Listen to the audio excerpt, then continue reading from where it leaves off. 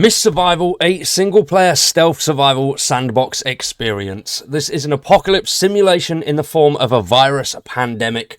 Players have to deal with the virus to survive through difficulties such as finding food, shelter, various threats from the environment and wild animals, and of course, the zombies themselves. Now, Mist is a relatively good game. Recently, the reviews have been a little bit down. As you can see here, mostly positive of the 77% of the 12,000 user reviews, but 62% of the 78 reviews recently are positive. So it's on a little bit of a downward spread at the moment. It is developed by Dimension 32 and published by the same guys as well.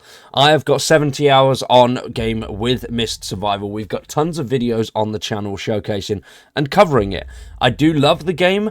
What I don't love is how it is updated and maintained. But today we do have a very big update that has dropped on Steam's beta branch. Now, the beta branch is available to test out the latest update. This is the 0.6.2.1 dev test update. Now, there is a lot of things in progress still going into it, so your experience with this dev test branch will probably be a little bit shoddy. The guy that develops it himself has said, if you are looking for a very smooth experience, this is not going to be the one for you. This is just to test the core features that have been added in the latest big update, which includes a new turret system, new allies, new enemies, new mini-bosses, quest types, new environment areas, loads and loads of stuff. This is probably one of, if not the biggest updates that has been released for Mist Survival. Now, the way it's developed does confuse me a little bit, because he puts out pieces of areas to the map, rather than having one big map, which is what they used to be. There was one massive map. I think overall, the sort of design and implementation of updates is very unorganized and sort of all over the place. Because he had one big map which was really good, really stable, had loads of cool stuff on, and he was adding into that. Then, either through community feedback or other things, they wanted a different map. So that original map that was up and available and had loads of stuff to do on it got completely wiped, and the game pretty much started from scratch. All the core features were there and were working, but the zone was rebuilt into a very small area, and this has happened several times. So from now on, though, it does seem like this is going to be the final iteration of the map type, and that he's working on and building and adding more to it.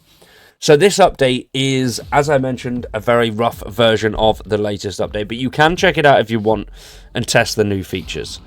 He has said it's a very rough build, so if you do want a smooth experience, I would wait for a few more patches, and NPC locations need an additional bit of work.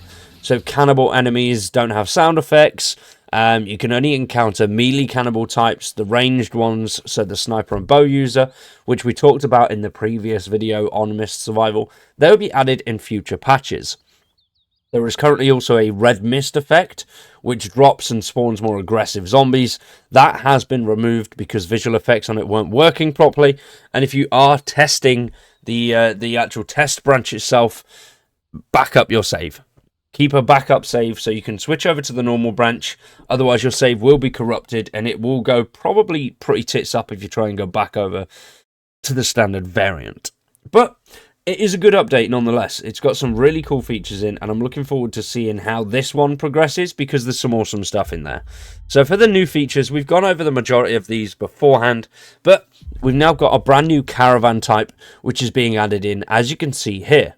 Now, this caravan is much bigger than the original small caravan, and you'll be able to place more in it. It does have some more functionality to it over the original, and it can be towed in the same way as the original caravan with the SUV or the pickup truck. So bear that in mind, it is a good little mobile base. The map is relatively large, especially if you're getting loads and loads of resources and you're trying to move it from one point to another. It's good to have something like this behind you. Not the greatest off-road, though. Then additionally, we have the turret system, which can be unlocked through Gion's quest line, which we'll go through that in just a second. But you can visit the Carol camp to find Gion after defeating the tank. Once you've unlocked the turret, you'll need to complete 2 quests from the Carol camp quest board, Part 1 Gathering and Part 2 Gathering, After completing those, Gion will appear at her own garage. So as you can see here, this is Gion working on your truck, and then this is the SUV with its actual turret on top. Now, as I mentioned at the start of the video, it's very sort of weird how he's been doing it, because this was already in the game a long time ago, but with the new variations and new areas added, new things have been coming, the original things, sorry, have been coming back into the game. So I'm glad that the turret truck is back. This forms really, really well against some of those bigger boss types. And then we have the Gion here. You'll be able to find her through the quest board and take her back to the encampment, where she'll be safe and at Carol's camp, and then become your personal mechanic. Then, as mentioned, the new cannibal type. Here we are. We see the cannibal here, and unfortunately, it's just the melee one that's been added at the moment, but these guys look like they're going to be pretty damn rough. They look very quick. They look like their hits are pretty damn solid, pretty speedy. So that's going to cause a bit of a problem if you don't have a decent ranged weapon. And judging by the actual cannibal base itself, you're going to be going through a lot of tight corners and caves, and these guys can just pop up from anywhere. So that's going to give you a little bit of a hard time. Then moving on, we have the new NPC alien bug, which ties into the cedar. So as you can see here, these are the mini alien bugs that pop up, which you have to deal with. And they look creepy as hell. They look sort of like termites. Yeah, no, not a fan of that. Which I think these are a sort of small variant of the cedar, which is now functional in the game. As you can see, this is the cedar. He may still get stuck on certain buildings or at the spawn points. The dev is currently replacing animations which will sort out a lot of those issues, but due to its size, it does get stuck on buildings and areas around it, which it can be difficult to control because of the size. But in its current state, you can still get it. To uncloak it, you must use an RPG or explosive arrows to expose the cedar itself. How that's done, I'm not 100% sure, but I will get guides and stuff like that out for all of this stuff as and when it comes a bit more stable, because at the moment it could change how they spawn in with various updates. So I kind of want to wait till it's all in its final form before I do check it out fully. I do want to check it out, but at the moment I am going to hold off until we've got a little bit more news on when it's all going to be coming and if this is going to be the final form of it all. Then we have the new quest board. As you can see here, this comes with 2 new missions, which are hunting and supply. The hunting quests can be received from the butcher at Rick Camp, and you'll need to hunt specific animals and bring the carcasses back to the butcher's tables. Then supplies are simple stuff, chopping down trees, collecting logs, and storing them to fulfill the NPC's storage slots to help them rebuild their camps.